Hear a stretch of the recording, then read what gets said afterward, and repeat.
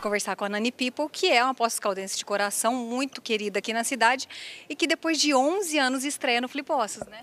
Pois é, você acredita? Foi 11 anos passados já eu conhecia de nome, sei da importância da sucessível carreira que o evento teve, foi crescendo pouco a pouco, do empenho da Gisele, que foi a primeira pessoa que me deu um prêmio em pós, que foi Maiores e Melhores. Eu costumo dizer que ela abriu as comportas para o meu título de cidadã pós-caldense. Inclusive, quando eu desci do palco, tinha ganho o Maiores e Melhores, a dona Maria Helena Braga falou, agora temos que batalhar o cidadã pós-caldense, que você fala muito de posse, você está muito por posse. E aí acabou acontecendo dessa maneira. Acho que tudo é natural, né? As coisas vêm por sucessão mesmo. Aí essa amizade com a Gisele, a possibilidade aconteceu de eu lançar o livro ter sido um sucesso, que está sendo, que ainda está no ranking de vendas ainda. Você veja bem, vai fazer em julho agora de 2016, um ano nós lançamos o livro. Em 3 semanas venderam 6 mil exemplares. Então é um livro que não teve nessa coisa midiática de lançamento, não. Foi o boca a boca mesmo. Mas acho que as mídias sociais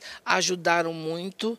E, por ser uma pessoa pública, fiz alguns programas de TV que, de certa forma, também foi um veículo, um catalisador importantíssimo. Por exemplo, no meu aniversário, fazer o Danilo Gentili, o De Noite. E aí falei que ia lançar o livro aqui em Poços, que eu tenho essa coisa de devoção de tudo que eu faço, lançar em Poços. E aí já mostrei o livro que ia ser lançado aqui e tal. Depois lancei em São Paulo. Em São Paulo foi um sucesso, porque nós lançamos na segunda-feira, no dia 6, uma coisa assim, 7. Aí começou às 6 da tarde, a livraria fechou às 10 da noite. Era 11h30 da noite, eu estava dentro da Cultura dando autógrafo. A fila saía da Cultura, pegava na Avenida Santos, entrava na Augusta, vinha pela Paulista e dava a volta no quarteirão. É um livro, é uma biografia, né? A história da sua vida. O que você espera que essa história vá causar nas pessoas ou vai despertar nas pessoas que tiverem acesso a ela? A primeira sensação que eu tive quando o Flávio Queiroz me convidou para fazer a biografia, que eu falei, Flávio, mas quem é que vai se interessar pela minha história? Eu acho que a gente, na vida, a gente pega muito quando a gente tem a pretensão de. Então, a única coisa que eu queria mostrar é que, assim, é que os sonhos são viáveis. Que você, quando sonha e trabalha, a história acontece. Então, a história em síntese é o quê?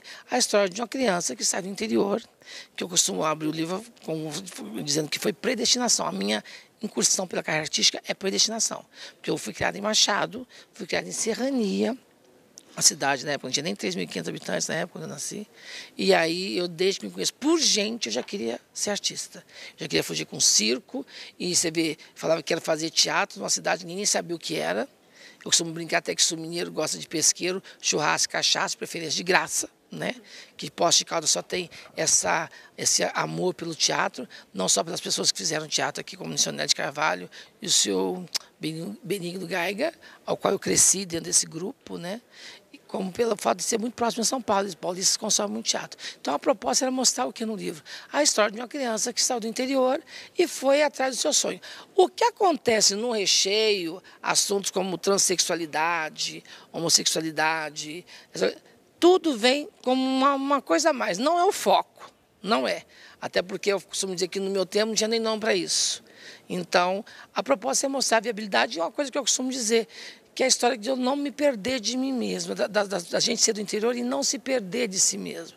O que eu mais vejo, estou em São Paulo há 30 anos, o que eu mais vejo na cidade grande é gente que saiu do interior e fez questão de esquecer porque no fundo está dentro da gente, sempre está. Você vai ouvir uma música, vai lembrar, você vai ver uma comida, vai lembrar, você vai ver um cheiro, um perfume, vai lembrar. Então, eu sou a pessoa que eu falo que eu saí de Minas e Minas não saiu de mim. E isso está muito latente no livro. O Flávio teve a sensibilidade, a delicadeza de escrever no primeira pessoa. Então a pessoa pode estar na minha frente ouvindo o que eu estou falando, e sem essa linguagem, tipo assim, uma linguagem acadêmica, propensa a linguística. Não tem nenhuma verborragia no livro. O livro é muito direto e objetivo. Eu sempre quis contar a história de alguém, na verdade. Sempre quis contar uma história de vida. E aí eu fiquei um dia me perguntando a vida de quem eu me interessaria em ler, em saber e conhecer. E eu conheci a Nani de outros trabalhos, de bastidores de televisão, onde eu também trabalho, e falei, puxa, tá aí uma história que eu conheço algumas coisas, mas eu gostaria de ir mais a fundo, eu vou ver se ela topa embarcar nessa aventura. E aí propus, falei, o que você acha contar a sua história? Ela até falou, nossa, mas a minha história, né? Quem vai querer ler? Eu falei, olha, eu já seria o primeiro. Vamos fazendo o processo e vamos ver o que acontece. E ela topou e foi incrível. O que mais te surpreendeu nesse trabalho? A Nani tem uma história muito próxima de todo mundo. A gente acha que por ela ser uma artista, por ela ter um estilo de vida muito particular, que ela é uma pessoa muito distante da gente. Quando você começa a conversar e ver os valores que ela tem, as coisas que ela viveu, os problemas que ela enfrentou, você percebe que ela é muito mais comum do que a gente imagina e você se relaciona muito com essa história. Você se relaciona muito com as emoções que essa história traz à tona. Às vezes você não vive exatamente aquilo, mas você viu uma situação muito parecida. Eu mesmo, nesse processo de fabricação do livro, eu me questionei muitas coisas. Eu parei e perguntei, puxa, o que eu faria aqui, o que eu faria ali? Eu me transformei mesmo. E eu acho que é isso que as pessoas que leem acabam sentindo também quando leem um livro desse. E dando continuidade aí às grandes personalidades que nós temos recebido aqui desde sábado, hoje não poderia ser diferente. Vamos receber uma pessoa ilustríssima. Para a gente é uma prata da casa, né? Quem é de Poços sabe disso. É uma pessoa que honra o nome da nossa cidade, leva o nome da nossa cidade de forma muito positiva para os 4 cantos do país e para outros países, inclusive.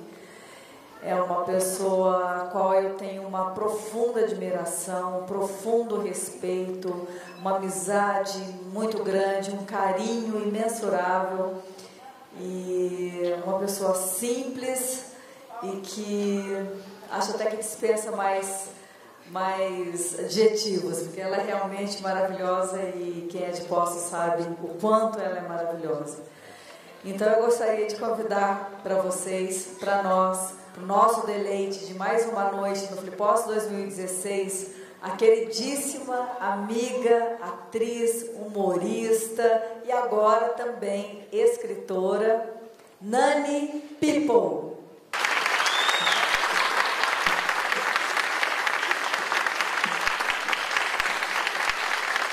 Uma honra receber a Nani aqui. Olha, então, e a Nani agora vai ser conhecida de uma outra forma, né? A vida dela, a trajetória da vida dela, que foi retratada pelo biógrafo Flávio Queiroz, que é jornalista, radialista, estudou roteiro na Universidade da Califórnia e é uma pessoa também ligada à dramaturgia da Rede Globo. Gostaria de convidar com muito carinho Flávio Queiroz, biógrafo da biografada Nani People.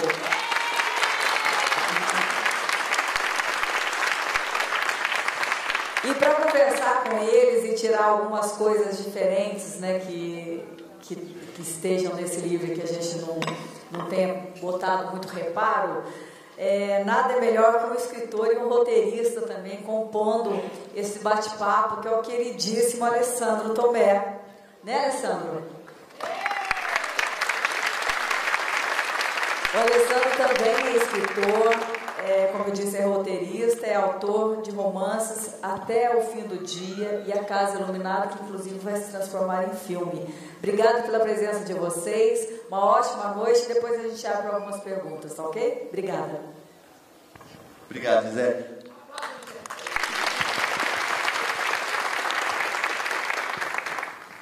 Bom, boa noite, pessoal. Bem-vindos aí a mais esse evento aqui dentro do Flippost. Parabéns por deixarem o São Benedito para lá hoje e virem para cá. Acho que a noite aqui vai ser mais quente do que lá. Certeza. Bom, a Gisele já fez as apresentações. A Nani praticamente dispensa apresentações. A artista multimídia, todo mundo conhece. Cidadã de Poços de Caldas. Não nascida em Poços de Caldas, né? Machado, né? Machado, mas... Sou cidadã pós-caldense e sou embaixadora do turismo pós-caldas pelo Convênio Biru. Eu faço questão de falar isso, gente, porque título é uma coisa que a gente ganha na vida por merecimento. Então eu nem sabia o que era o Convênio Biru. Aí a gente chamaram para ser embaixadora do turismo, porque eu falo de Poços o tempo todo, falo mesmo. Eu vou agora para o Japão pela 3ª vez, chego lá, sou pós-caldense. Até o dia que eu estava no evento, eu falei, sou pós-caldense. Mentira, você nasceu em Machado. Aí quando eu tinha de cidadão pós-caldense, agora eu tenho uma nova RG, então eu sou cidadão pós-caldense. O que interessa, na verdade, é a alma, né? A alma está aqui e isso é indiscutível. redundante dizer seja bem-vinda, porque é sempre bem-vinda. Flávia, primeira vez na cidade não, né? É a terceira vez. Já esteve aqui já. Mas ainda não é cidadão? Ela vai fazer isso com você em algum momento. Flávio, eu tive o prazer de ler o livro, espero que vocês tenham esse prazer também. Flávio foi de uma sensibilidade impressionante. Um biógrafo, uma coisa rara, ele biografou a Nani e escreveu em primeira pessoa. Isso, na minha opinião, é genial. É a Nani falando pelas palavras do Flávio. Parabéns pelo trabalho, não é um trabalho fácil, é difícil. Para a gente começar aqui nosso bate-papo, eu sei que a Nani vai tomar conta daqui a pouco, que não vai falar mais nada, vai ser só ela que vai falar. Então, eu quero começar, eu vou fazer a primeira pergunta, depois é com vocês e depois é com o público. Quero que vocês falem um pouquinho sobre essa troca. O Flávio teve que viver a sua vida durante um tempo, através dessa pesquisa que ele fez com você, dessas conversas, para o nascimento do livro e tudo. Você se sentiu se desnudando para o Flávio? Ou uma coisa natural? Primeiro assim, eu já tinha tido um convite para fazer uma biografia há um tempo atrás, que eu escrevi durante 10 anos na G Magazine. Eu tinha uma coluna de crônicas na G. Aí tinha um diretor, que era o Sérgio Miguez, que tinha uma livraria em São Paulo, chamada Futuro Infinito, que hoje ele é diretor da Livraria Cultura, inclusive, é um dos diretores lá. Inclusive, quando eu lancei um livro há 2 anos atrás de provérbios e editamentos, eu lancei lá, através dele. Ele foi meu editor-chefe na G durante 10 anos, quase, e aí ele fez a proposta de fazer uma biografia. E foi em 2006 isso. Começaram algumas entrevistas, mas acabou não rolando. Quando o Flávio me ligou, eu estava com 48. Faço questão de dizer isso, porque o livro foi lançado 2 anos depois.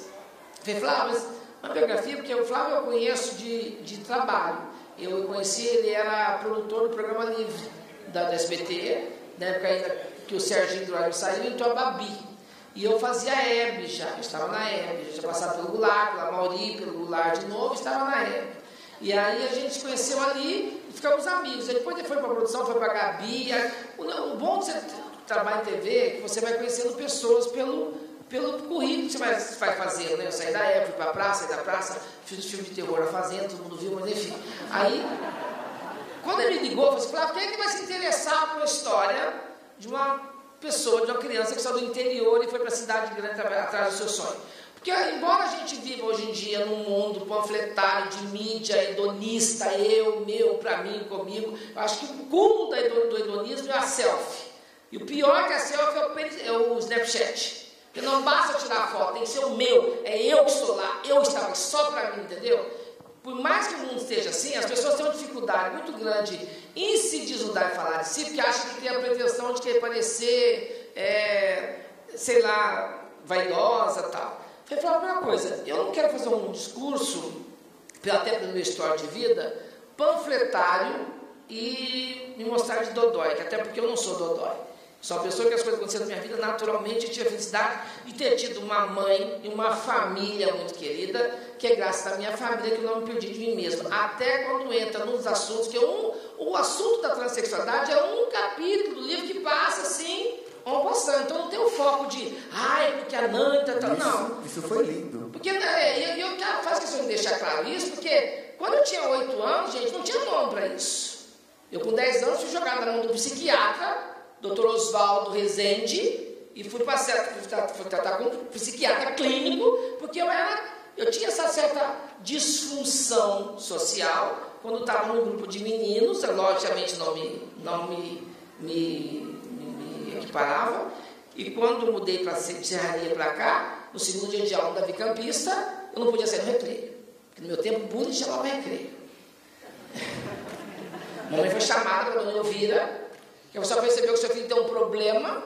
Mamãe, em 72, teve a coragem de falar para essa dona Elvira, não é um problema, é a condição dele. E cabe a mim, como mãe, fazer dele a pessoa mais feliz do mundo. E isso eu fui saber, gente, depois da minha mãe falecida, pela minha professora da época, dona Sônia Maria Noronha Muniz, quando ela foi da Caixa Econômica Federal, que a Banana, eu sinto muito não saber mais de Jesus, porque eu estava muito com a sua mãe lá na Igreja São Judas. Então, assim, a minha mãe era uma pessoa muito... A gente era muito ligada abençoadamente. Quando eu fui embora para São Paulo, há 30 anos atrás, com o colchão de espuma na aviação Cometa, eu fui com dinheiro de ida. Por exemplo, eu tenho um irmão que ele é consultor empresarial, e ontem eu falei para ele, vindo da Citroën, que ele trocou, enfim. Falei, João, eu sou uma pessoa que eu sou movida a sonho. Eu não sou uma pessoa que eu faço isso para ter aquilo, não. Eu acredito, foco, faço, trabalho e vou. Se eu fosse parar para pensar, para viver em São Paulo, tinha que ganhar tanto, e quando eu falei, estou indo para São Paulo, trabalhar em São Paulo, viver de teatro com meus amigos, ele falava, você está louca, para viver em São Paulo você tem que ganhar quanto? Mas se eu podia parar para pensar, para viver em São Paulo tem que ganhar tanto, eu nunca tinha ido para lá, estaria aqui até hoje. Se eu podia parar para pensar que, para me tornar transexual, eu ia ousar trabalhar no mercado aberto, corpo a corpo, com jovens cada vez mais gostosas, mais turbinadas, mais malhadas, onde a aparência física cada vez é mais latente, eu já teria vindo para Minas há muitos anos atrás e no máximo virar dona de salão. E aí, desculpa, com 50 virei Paquita, chupa. Estou na Record, contratada, aceita que dói menos, não comeu antes, não vai comer agora, então é isso. Mas tem que falar essas coisas, sabe por quê? Mas ela está se achando, não é se achando, é resultado de um trabalho. Então eu sou uma pessoa, eu estou falando tudo isso porque eu acredito na coisa do sonho. Então a proposta do Flávio em fazer o livro era mostrar então um pouco da minha história. A coisa que ele engolou um pouco, que ele vai poder falar melhor, é que eu faço muita coisa ao mesmo tempo. Eu faço muitas bigas correndo junto ao mesmo tempo. Porque talvez assim eu seja a pessoa que não fique penalizando, por que eu não sou assim, por que eu não sou assim? Não, eu vou atrás, eu sempre procuro, eu sou inquieta, entendeu? Eu, por exemplo, eu mudei para Poços, e não tive velocípede de serrania, a primeira coisa que eu usei fazer uma coisa, que o livro conta muito bem isso, que eu quis foi um cartucho de doce, de quermesse, cor-de-rosa. E quando acabava o cartucho, a gente punha na cabeça e ficava de fato a madrinha da Cinderela. E eu sou apaixonado até hoje pela Cinderela. Eu fui para Disney, tomei café com ela, ela existe. Eu falei que aquela puta está lá. E eu cantei numa quermesse com 4 anos de idade para ganhar um cartucho. Quando eu mudei para Poços, eu não tinha tido velocípede, eu quis uma bicicleta. Aí eu estava no 12, eu tinha uma amiga que é minha amiga de infância até hoje, que é ali, a Valéria Poloniato, que ela faz terapia, que ela não me aguenta mais. Até hoje eu sou um karma na vida dela. E ela caiu numa Ceci, eu fiquei louca quando vi a Ceci. Porque a Ceci, meu bem, eu falo no show, a Ceci era o atestado de credibilidade, a bicicleta vinha com um útero aberto ali em cima. Né? E a minha comprou a Ceci e comprou uma Melissa com tutti-frutti. Você pisava na bosta, aquilo cheirava tutti-frutti. Eu fiquei louca para ter aquilo. E não podia ter, né? E você ainda amiga dela mesmo assim? Mas ela deixava andar. Então, assim, você vê, quando eu saí do Pio do Davi Campista, minha mãe foi atrás do Sebastião Navarro, o pai, e ousou pedir uma coisa que não se tinha naquele tempo, bolsa de estudos. Eu fui a primeira bolsista do Pio 12, que eu estudei graças ao relacionamento de amizade de meu avô, que era comerciante de serrania, teve o Sebastião Navarro, o pai, o avô da Tereza Cristina. O mundo girou, botei com ela um dia na balada, essa coisa toda, meu nome é Tereza Cristina Navarro, então eu estudei graças ao seu avô. Ela não acreditou que eu falei isso. Falei, graças, eu sou muito grata por isso. Aí, resumindo, eu fiquei sabendo que ia ter uma festa de futebol amador aqui, fui cantar para ganhar um dinheirinho para comprar uma Ceci. Não pude comprar Ceci, comprei uma Monareta, porque não podia ter Ceci. Até que eu via dentro da secretaria lá da Eletrical, Tina Marechal, uma cestinha jogada no chão, que eu fui descobrir, era da neta de uma vizinha minha, que era sapatão. A mãe morou nos Estados Unidos, mandou dinheiro para comprar, criou uma calóia, a avó não deixou, deu a Ceci. Ela não queria Ceci, eu peguei a Ceci para mim. Então, eu estou contando tudo isso para ver que as coisas simples me motivavam. E eu era vizinha da Dona Maria Colombo, que eu morava do lado onde é hoje a TV Plan, tinha a casa da Dona Ida Colombo, que é a avó do Dr. Carlos Newton, que é meu médico até hoje em dia.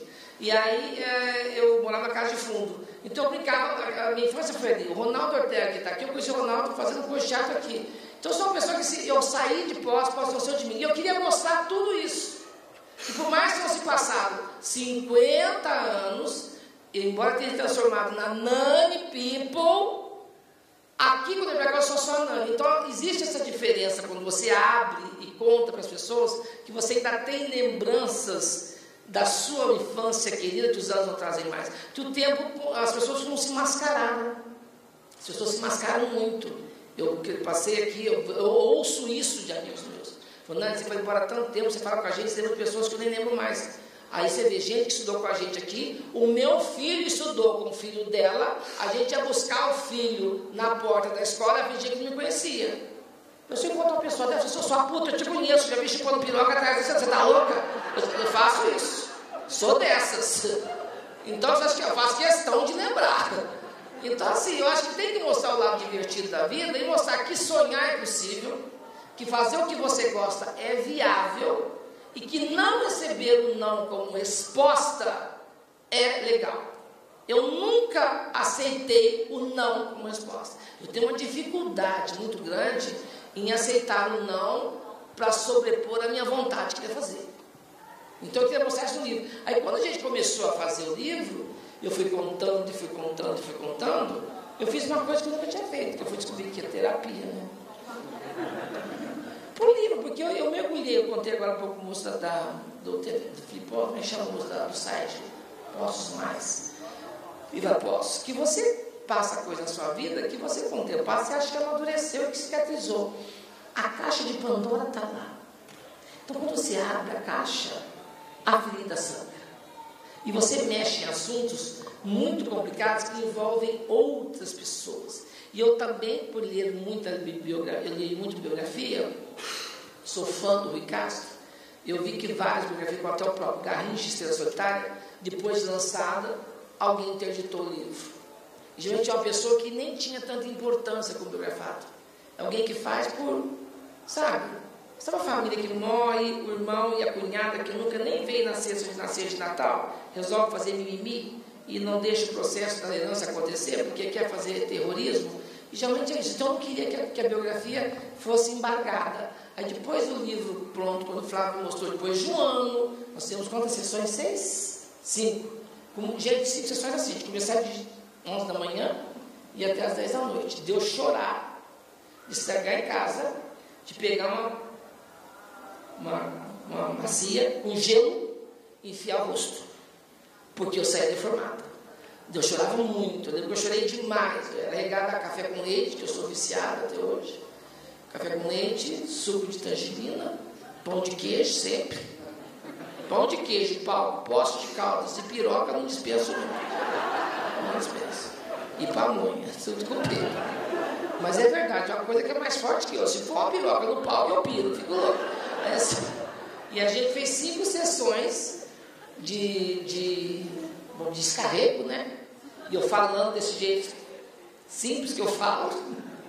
E ele, assim, depois na hora que ele foi fazer a decupagem, demorou 1 ano para fazer a decupagem disso. Quando ele mostrou o primeiro tratamento da biografia, eu li, chorei tudo de novo, falei só para ele, quando acabou assim, ó, não está num discurso legal, tá chato. Porque eu sei que são muitos assuntos, se você parar por assunto não dá. Por exemplo, quando eu falei agora para o moço perguntou da Viva Voz, você está na Xuxa. A Xuxa para mim, gente, é uma coroação do que eu já fiz. É que na época eu não tinha mídia social que tem hoje. Eu tive o privilégio que a vida me deu de ser a primeira repórter da Dama da TV brasileira durante 7 anos quase.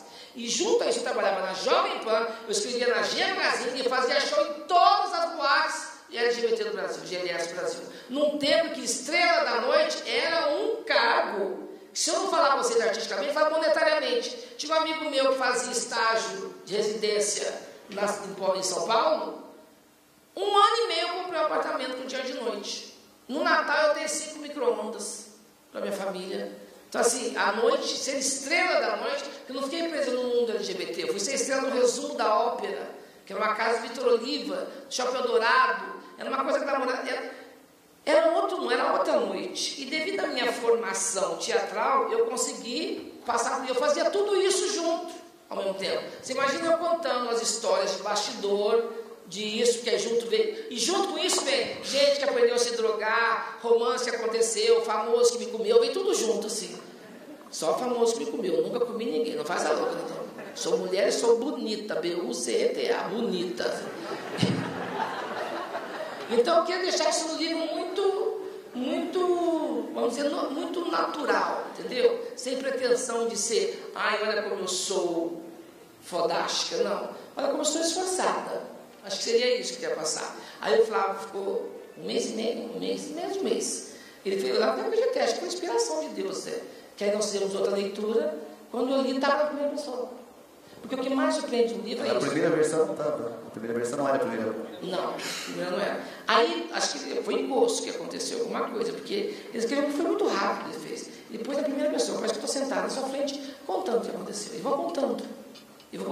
E aí, gente, você entra em assuntos familiares, entra em assuntos de perdas, de ganhos, assuntos que você aprende na cara dura, que você não pode, sobre o povo, das doenças, entendeu? E assim foi. E o livro vai passando, quando vê, ele quis fazer por décadas, não deu muito certo, né? E aí, quando vê, ele manda um e-mail para a editora Planeta, em 15 minutos responderam, dizendo que ia lançar o livro. Isso é de Deus. Você viu uma editora, quantos pedidos tem, meu filho? Ele mandou um e-mail falando, fez a biografia da Bíblia e tal. Em 15 minutos eles responderam, a gente tem interesse. A gente mandou um e-mail em julho e queria lançar logo naquele ano. Eu falei, não, espera o ano que vem que eu faço 50. Aí vira uma coisa corporativa. Aí espera mais um ano o livro ser lançado. E em 3 semanas venderam-se 6 mil exemplares. Foi para a distribuição. A Bienal do Livro foi um sucesso no Rio de Janeiro. E até hoje o livro está no monte de vendas. E tem que falar aqui uma coisa que é real, que eu não sei as outras, mas editora é um problema muito sério, editora. Editora é igual vendedor de carro, de concessionário. Você vai comprar o carro, todo mundo tem tapete, dá cafezinho, promete te levar até para o Vale das Rosas. Nossa, o Vale das Rosas é um santinho, nem tem mais. Não existe mais fantasma. Fala o nome do motel aí, gente. Aí você compra o carro, você entra no concessionário, faz que não te conhece. Você lança o livro e esquece. Você não fala com mais ninguém da editora. É a dificuldade disso. E o Flávio, o livro só aconteceu porque o Flávio teve essa delicadeza e essa persistência de ir atrás das pessoas citadas, as fotos, por exemplo. E tem coisa no livro que você não tem o controle. Eu mandei 90 fotos, foram editadas 30. Das 30, tinha que ter autorização de todo mundo. Teve amigos meus muito importantes que faleceram. A mãe morreu também. Não era casado, não pôde entrar a foto e não tinha que autorizasse. Porque se tem 7 irmãos, tinha que ter autorização dos 7 irmãos. Que podia estar o livro lançado e falar, eu quero meu irmão lá, e interditar o livro. Então tem gente que pediu para não ser citado no livro. Teve gente que trabalhou comigo, o livro pronto, indo para o prego. Eu liguei para ele e falei, para, eu tinha um prego. O livro, ele não quer ser citado, tira tudo. Teve que reescrever capítulos. Então, quer dizer, é uma gastura que se não fosse essa criatura, não tinha acontecido. Mas você sabe que você corre o risco ainda de ter o livro embargado pelo Walt Disney. O que? O cara Cinderela? O Guinho e Zezinho Luizinho. Foda-se. Eu falo que eu tenho um Guinho que me comeu. Tem Luizinho, tem. É Luizão, mas tudo bem. Tem isso sim. E assim, quando eu vou falando, eu tenho essa coisa, quando eu falei com a minha amiga Valéria, quando eu sou medido, eu acho que eu vou morrer de Alzheimer, porque a gente só lembra coisa do passado, meu querida, uma coisa você não vai morrer de Alzheimer, porque você tem uma cabeça, não é que eu tenho facilidade de decorar. Eu leio uma coisa, eu chupo aquilo, né? Mas é prática mesmo, isso até. Não, eu chupo também, chupo. Tiro pedra no rim. Você tem noção. E segundo que assim, eu lembro muito detalhe, mas eu acho que é da minha mãe, porque minha mãe era muito detalhista. Mamãe mesmo doente, pela doença dela, quando ela passava mal, e quando ela voltava assim, um pouco, ela lembrava assim, em setembro de 46, eu estava embaixo, ela contava a história e você via a cena. Mamãe tinha essa facilidade em compor o cenário, então você ia na imaginação, entendeu? Acho que isso vem de casa, né? De contar caso. E depois eu falo, a pessoa que está conversando comigo falou, por exemplo, perde a vez. Eu vou ensinar, então é isso. Ligando mais agora ao Flávio o assunto, vou insistir para vocês lerem o livro, para vocês verem essa sensibilidade do Flávio, que provavelmente foi uma sensibilidade em conjunto também. O público em geral vê o artista e tem essa primeira visão, que é a visão glamourosa do artista, né? Que é essa vida bonita, de luzes, de pessoas querendo autógrafo. Exatamente. E por trás do artista, obviamente, é um ser humano, é uma pessoa. O fato, não sei se foi em conjunto, vocês vão falar agora, mas esse foco foi muito mais no ser humano, Nani, do que na artista, Nani. Como você falou, é um capítulo ali que passa alguma coisa, porque é parte da história dela essa... Isso é uma coisa que eu sempre procurei fazer, não deixar glamorizar. Então. As pessoas acham que de limousine toma banho de champanhe. Mal sabe, se elas de van, não tem nem tubaína para tomar. Mas as coisas acontecem, a gente faz por onde? Eu faço viagem no Brasil de A a Z, por quê? Porque eu pego meu carro, eu ponho meu projetor, eu ponho minha máquina de fumaça, eu ponho meu microfone, eu pego meu hotel e vou. Hoje eu vou sair daqui e vou voltar para São Paulo. Comigo é assim. Aí para estar de volta sexta fazendo Varginha, sábado em Pouso Alegre, domingo Três Corações e volto para São Paulo. Então comigo essa coisa de estar aqui, ali e acolá. Eu não faço corpo mole, não. E apareço na hora tal, maquiada, perfumada, toda amarrada em nome de Jesus. Porque com o problema de tiroide, você vai enchendo, parece a Úrsula da Pequena Sereia, você vai vendo na polva, você sabe o que está acontecendo. Então, eu tiroidismo e aparece e vai, e a coisa acontece. É o que eu falo do Fábio Júnior, meu produtor, que o Fábio me lançou na mídia digital. Não é, acho que Deus age muito nesse tema comigo, sabe? Deus coloca pessoas muito, muito viáveis no meu caminho. Não é porque nem tinha Face, eu estava no Orkut ainda. Não, o meu professor da época da datilografia, no meu tempo não tinha nem caído, isso era gosto, porque eu sobrevivia a tudo isso, mas enfim. Aí o Fábio já estava falando essa coisa de mídia digital, fazendo uma fanpage, nem sabia o que era isso e tal. Então assim, eu falo, Fábio, tem que ser gostoso, tem que ser divertido, tem que estar lubrificado. Pode até machucar um pouquinho, mas tem que escorregar esse cara. Você tem que fazer coisa na vida que você se divirta. Porque o grande mal da humanidade, as pessoas fazem coisas que não gostam. Então chegam nos 40, achando a vida uma bosta, o casamento uma mala sem alça, a fila do banco terrível. Não, tem que ser divertido. Isso eu aprendi com a minha mãe. A mamãe recebia o dinheiro contadinho, tal, papai sempre problema de bebida, tal. Eu lembro como se fosse ontem. Eu saí do Banco do Brasil e falava assim, meu filho, vamos na Pão de Ouro comprar uma bomba. Vamos comer um doce. Mãe, a gente tem que se dar uns regalos da vida, porque é de gosto é regalo da vida. E a gente tem que se presentear para a gente mesmo, pelo menos uma vez por dia. Você tem que fazer uma coisa que você goste muito. E eu optei fazer uma coisa então que eu gostasse o tempo todo, que é estar aqui em cima, que é fazer teatro. Isso só aconteceu, porque eu tive pessoas também no meu caminho, que eu cito os nossos mestres do teatro de Poços, como Nissinha, Thier, Fernando Friso, que quando chegou no estouro da boiada de eu ir embora, tinham acabado de filmar Aqui Livre para Voar, pós-causa inteira estava impregnada, achando que ia jantar com Tony Ramos, que ia dar para o Alexandre Frota, que era novinho ainda, e todo mundo foi para o Rio de Janeiro, achando que ia fazer coisa na Globo. Tem um amigo meu que foi. Se fodeu. Aí, foi ou não foi, amigo? Fala a verdade. Aí, o Thier fez um jantar na casa dele e falou assim, ó, vá para São Paulo. Porque até você viver teatro, você vai ter que se formatar. E você vai ter que trabalhar. No Rio, você não vai ter trabalho. Vá para São Paulo.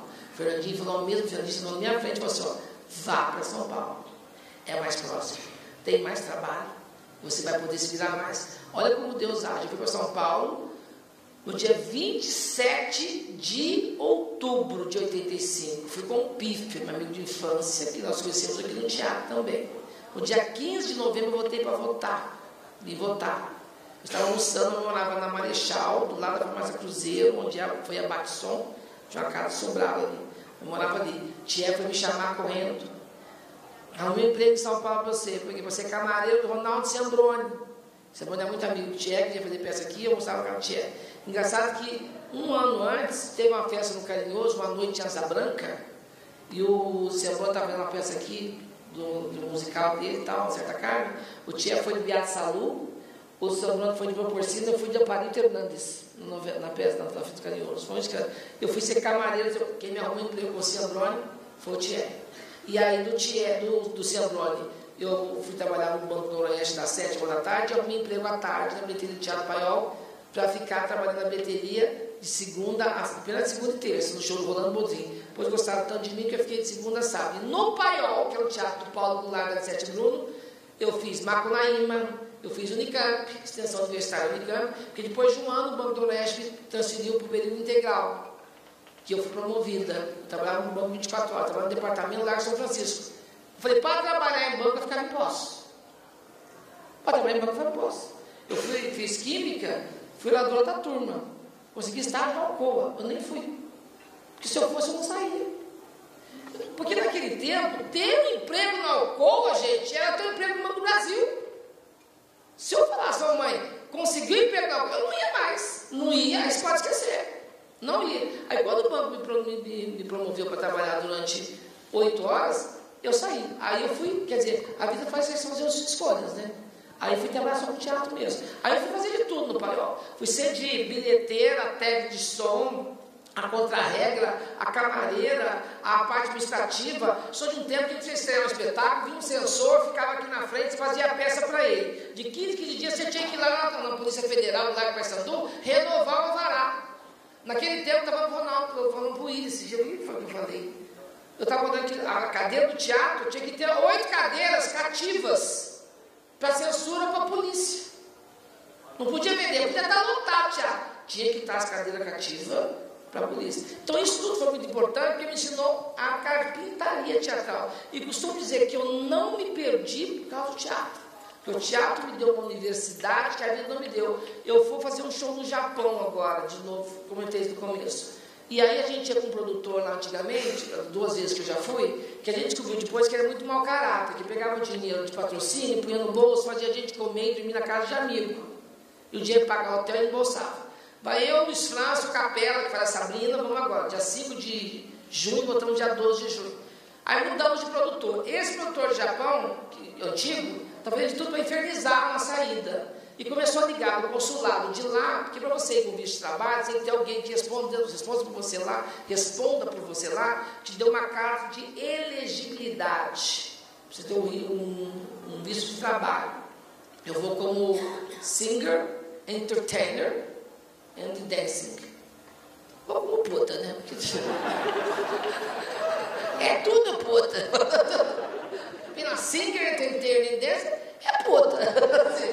Aí resumindo, a gente mandou tudo, eu tinha mandado o passaporte, aí fui descobrir na prática que o passaporte, quando está para vencer, você não pode sair do país 5 meses antes, né? Tem que renovar. Fui correndo renovar o passaporte, estava tendo problema de papel, cheguei lá e falei, gente, eu vou viajar agora dia 20, a moça, está demorando, está problema de papel, vai demorar, seu passaporte sai aqui, não posso, eu tenho que comprar passaporte, vence em julho. Eu descobri que se eu saísse em junho, eu não podia embarcar lá no aeroporto, porque se está para vencer o passaporte, não deixa sair.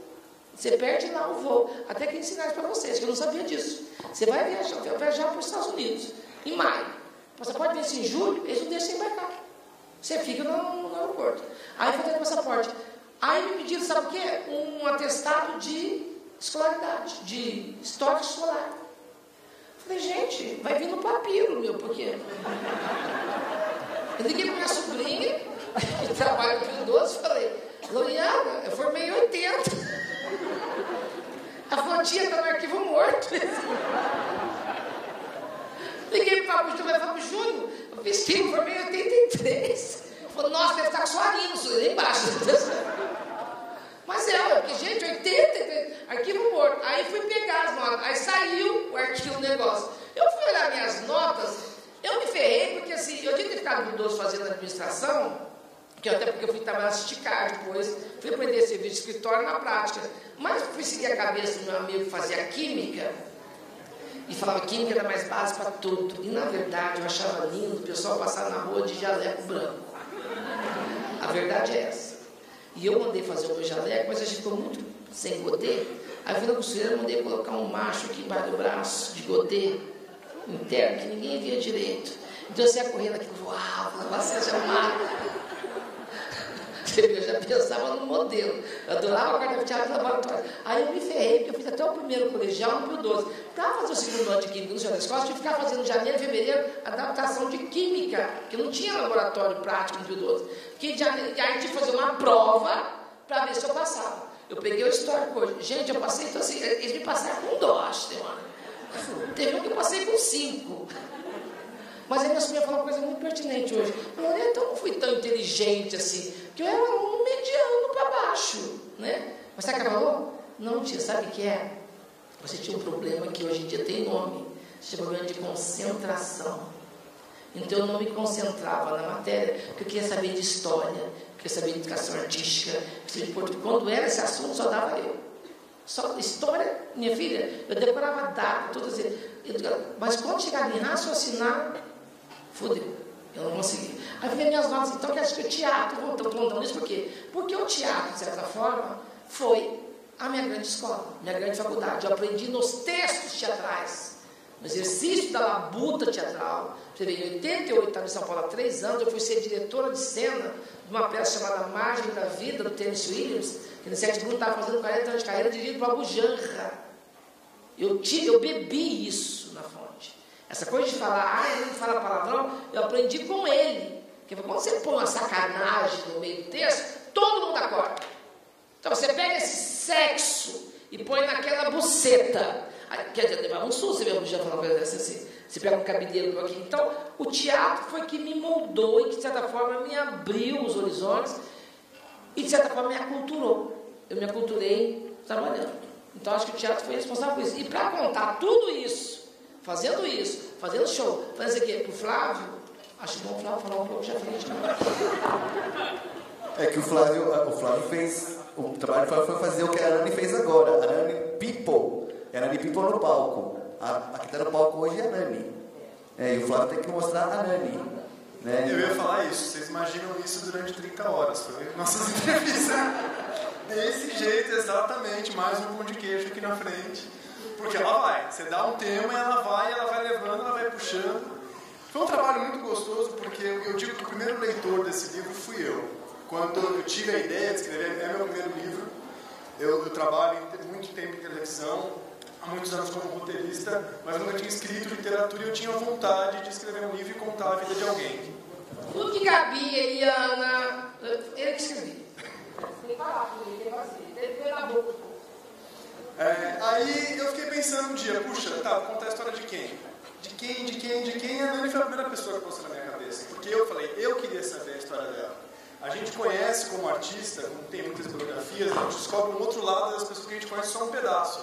A Nani já deu muitas entrevistas, falou de muita coisa, né, explorou muitos assuntos, mas tem coisas que eu não sei como foi. Eu não sei como foi a infância dela, eu não sei como foi a vinda dela para São Paulo. Eu fiquei curioso. E aí foi que eu liguei para ela e falei, Nani, tô com uma ideia aqui, o que você acha? E ela falou exatamente isso. Ela falou, mas alguém vai querer ler? E eu investi na ideia, porque eu falei, olha, eu estou interessado. Então, mesmo que não dê em nada, a gente combinou isso. Eu falei, vamos fazer. Mesmo que não dê em nada, vai ser divertido, a gente faz um livro e vê o que acontece. Ah, beleza, vamos aí. Aí eu fiz uma pesquisa extensa, passando, né, por todos os pontos ali que eu achava fundamental. Apresentei para ela, falando, olha, acho que a gente pode ir por aqui, tem algum tema que você lembra, é isso, vamos conversar. Aí ela vinha em casa, isso é uma coisa importante, ela falou, se for na minha casa eu não vou conseguir. Lá vai tocar o telefone, o cachorro vai me chamar, alguém vai não sei o quê, eu vou parar, não vou me concentrar. Eu preciso sair de lá, entrar num outro lugar, desligar meu telefone e embarcar nessa. Falei, então vem aqui em casa. Aí a gente fez, na verdade, eu queria fazer as entrevistas muito próximas, porque eu queria que o assunto, apesar de demorar depois para destrinchar, ficasse muito fresco na cabeça, na minha e inclusive na dela. Porque essa viagem que ela fez foi uma viagem de abrir umas caixinhas de coisas que às vezes nem ela lembrava. Era muito engraçado porque a gente passava essas horas todas juntos. E aí era 3 da manhã, ela saía de casa umas 10 da noite, quando era 3 da manhã, eu estava dormindo, claro, deixava o telefone ligado, mas vi um WhatsApp dela no dia seguinte falando, eu lembrei de uma outra história daquilo que eu te contei hoje, aí tinha mais meia hora de mensagem. Porque assim, você puxa o fio da meada, gente, e continua, entendeu? Aí você descobre que o tempo é uma coisa muito complicada. Né? O tempo temporal não é o tempo psicológico. E eu comecei a mexer em coisas que eu tinha tido como esquecidas. E eu não dormia. Eu ligava para o meu irmão, ligava para Valéria, lembra disso? Você está louco? Como é que você lembra disso? Era uma coisa engraçada porque era uma locomotiva, era uma montanha-russa. Porque numa hora ela estava gargalhando, que acho que os vizinhos todos deviam imaginar o que estava acontecendo naquele apartamento, e meia hora depois ela não conseguia falar de tanto chorar. E ela pedia para parar, ia no banheiro, os lencinhos de papel. Ela de fato vivia, porque como ela vai puxando várias coisas, eu detonando gatilhos nela, e para mim isso foi muito rico, de perceber o que de fato tocava o coração dela, o que de fato era importante para ela. É muito fácil ouvir a Nani, né? É muito fácil sentar, ligar um gravador e ficar ali batendo esse papo e conversando. Primeiro que é uma história super interessante, quem teve a oportunidade de ler o livro vai perceber isso. E segundo, ela tem uma forma de contar que te cativa e ela te faz viver umas emoções que é como se fosse eu acho que é um teatro vivo ali, você se coloca naquele lugar. E eu percebi na primeira entrevista, eu falei, isso aqui é muito mais da história de uma criança que saiu de uma cidade pequena e foi ser artista. Isso é a história de um ser humano que não aceitou o não, que tinha os seus sonhos, que foi atrás, e isso é muito rico, isso fala muito com as pessoas. Eu me questionei muito, eu tinha muitos problemas nessa época, eu saía com ela e eu fazia terapia em mim mesmo. Porque eu falava assim, nossa, a Nani fez isso, eu devia ter feito isso na minha vida nas outras vezes. Porque eu falo, e aí você começa a se questionar e começa a agir desse jeito e você percebe que você está se transformando. E o livro nem estava escrito. Eu falei, nossa, tem uma coisa bacana, tem uma coisa que um dia, daqui 100 anos, alguém vai achar esse livro em algum lugar, se ele estiver em papel ou no computador, vai ler e eu sei que vai ter algum impacto. E não é prepotência não, eu acho que tem valores e elementos tão ricos nessa história que é impossível você passar por ela ileso. Você pode não ter nada a ver com a vida da Nani, você pode ter uma pessoa completamente diferente. Mas se você é um ser humano, você vai encontrar coisas muito incomuns que vão te fazer pensar na vida. Então, quando eu vi tudo isso, eu falei, mãe, foram 5 entrevistas, uma vez por semana, durante um mês ali, que a gente conversou, deste jeito aqui. Por isso que é uma vez por semana só também, porque eu também precisava dar uma relaxada e voltar na semana seguinte. Aí, depois que ela saía, eu ouvia toda a gravação, que a gente gravava a conversa, né, até para eu poder também pegar o jeito dela falar. Porque apesar de eu querer botar na boca dela, no bom sentido, as palavras...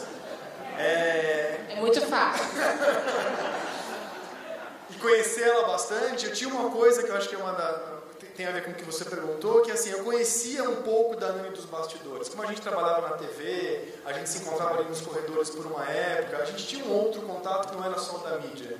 Então eu tinha já algumas pistas de coisas que eram legais de explorar, que as pessoas tinham que conhecer. Só que quando eu puxei achando que vinha uma coisinha, veio tantas outras coisas que eu falei, uau, vamos aí. Só que era assim, começava no Apocalipse, passava de Volta para o Futuro, dava uma passada na história medieval e contava um pouco de um namorado. Aí quando eu fui escrever, eu comecei a escrever antes de entregar para ela, demorou um ano por isso. A gente veio, eu comecei a ler e falei, não, tá confuso. Está confuso porque está indo, está voltando, ela faz 25 coisas ao mesmo tempo, não vai rolar. Liguei para ela e falei, espera, a gente vai fazer uma linha do tempo, eu vou pegar tudo que você me contou e vou botar em ordem cronológica. O dia que você nasceu, até um pouco antes, né, que a gente começa a contar dos avós dela, de quando seus avós, começou a falar dos seus avós até o dia de hoje. A hora que eu conseguir fazer essa linha do tempo, aí que eu vou escrever. E foi muito bom, foi onde eu mais gastei tempo, porque aí a gente ficava se falando, né? Não, a vez que você se vestiu a primeira vez de mulher foi antes de não sei o que. Ela falou, ai Flávio, faz 30 anos, você acha que eu lembro disso? Não, mas faz um esforço. Aí a gente fazia lá a matemática para tentar achar essas datas e montar essa linha do tempo burocrática mesmo. Com isso aí foi fácil, porque aí eu já tinha ouvido tantas vezes as fitas, conversado tanto com ela, lido tantas informações, que o escrever foi natural. Ela brinca e fala que eu recebi o espírito dela, parece, e que ela escreveu o livro porque... O maior prazer que eu tenho em ouvir, eu estou falando bastante agora, mas eu gosto muito de ouvir. Eu fiquei aqui sentado ouvindo e estava super de boa. Eu gosto de pegar essas histórias. Mas até porque, né, para escrever um livro, você me ouviu pra caralho. Me ouviu do jeito que eu falava, Flávio, a gente só vai completar o livro se você me comer, porque você me ouviu tão bonitinho.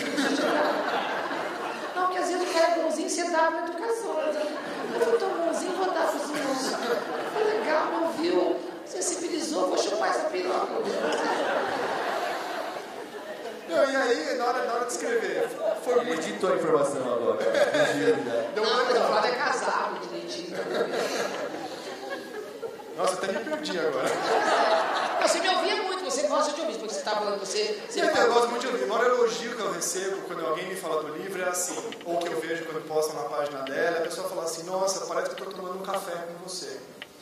Que é o que prova que eu consegui fazer o meu trabalho. O que mais foi emocionante, como até hoje é, quando a pessoa posta o livro na mão e fala assim, esse livro mudou minha vida. Eu não sabia que eu podia ser viável. Até porque depois do livro nasceu um show, chamado Minhas Verdades. E é o que não entrou no livro, entra no show. E eu termino o texto fazendo uma coisa que ele me ensinou a fazer. Eu acho que eu fiz automaticamente também, me perguntando assim, por que não? Aí você ficava no porquê não, que eu desafiei a rotação da minha vida. Por causa do porquê não, que eu desafiei. Por que não podia ganhar um cartucho rosa? Por que não podia ter uma monareta com cestinha? Por que não podia virar trans aos 37? Né? O Brasil é um país tão jovem, se festeja tanto a juventude, eu fico bobo quando ele fala, estou velha já, estou com 27. Eu falo, muito prazer, é torto da múmia, estou com 50 e pego de 20 aí.